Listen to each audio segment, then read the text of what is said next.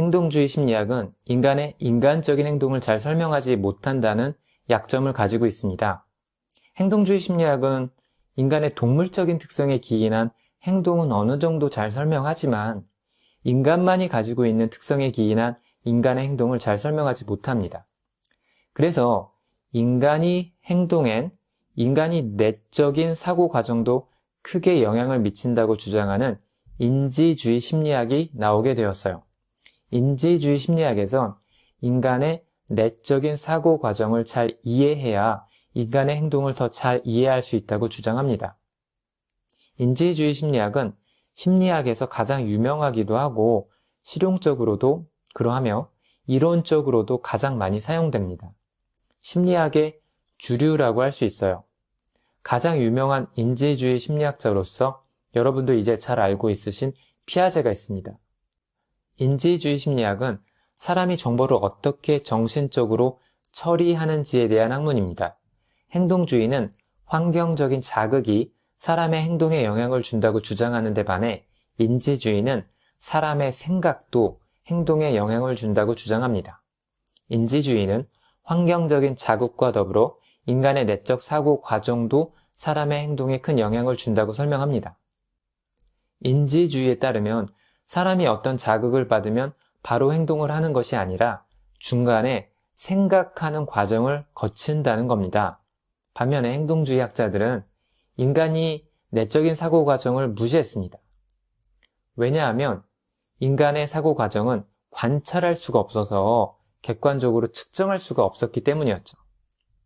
하지만 인지주의 심리학자들은 인간의 내적 사고 과정에 관한 부분도 실험을 통해 과학적인 연구를 수행할 수 있으며 인간의 내적 사고 과정에 대한 이해를 통해 인간의 행동을 더 잘 이해할 수 있다고 주장합니다.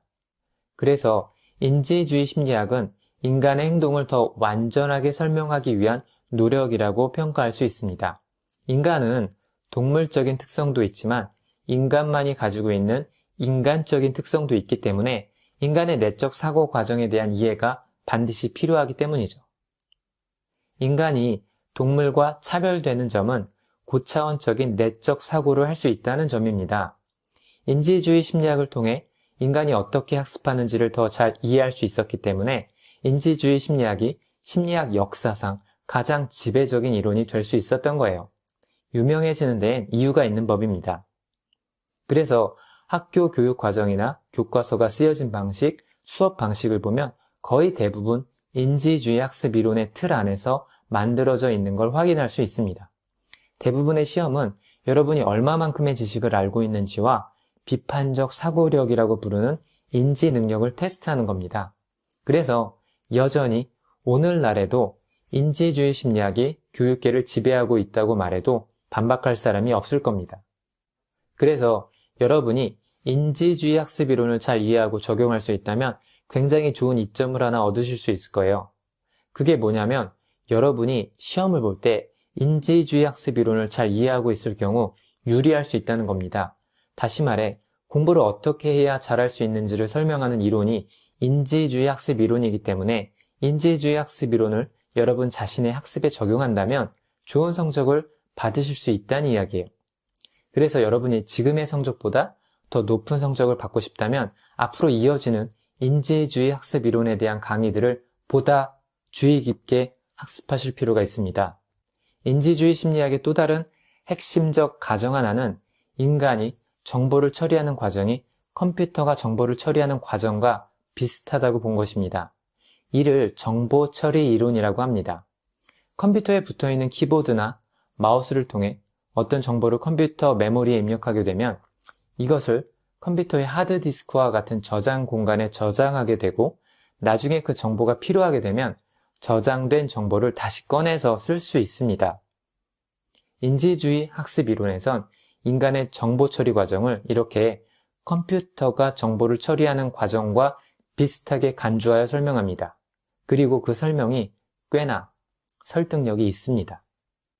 인지주의 학습 이론이 완전 무결한 이론인지 판단해보면 그건 당연히 아닙니다. 완전한 이론이 어디 있겠어요? 인지주의 심리학은 인간의 감정과 사회적인 특성이 인간의 사고 과정에 영향을 줄 수 있다는 것을 설명하지 않습니다. 사실 이것들도 인간의 학습에서 굉장히 중요한 역할을 하는데 인지주의 학습 이론에선 이런 부분을 전혀 다루지 않습니다. 인지주의 심리학은 인간의 이성에만 주의를 기울이지 인간의 또 다른 중요한 특성인 감정이나 사회적인 특성들을 전혀 고려하지 못한다는 약점을 가지고 있습니다.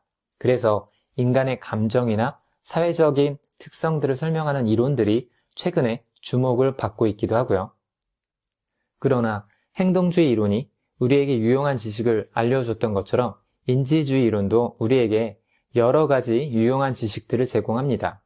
여러분이 인지주의 학습 이론을 잘 이해하시면 여러분의 공부에 무척 도움이 될 뿐만 아니라 나중에 교사로서 학생들의 학습을 효과적으로 또 효율적으로 할 수 있도록 도와주는 이론적인 튼튼한 토대를 쌓으실 수 있을 겁니다.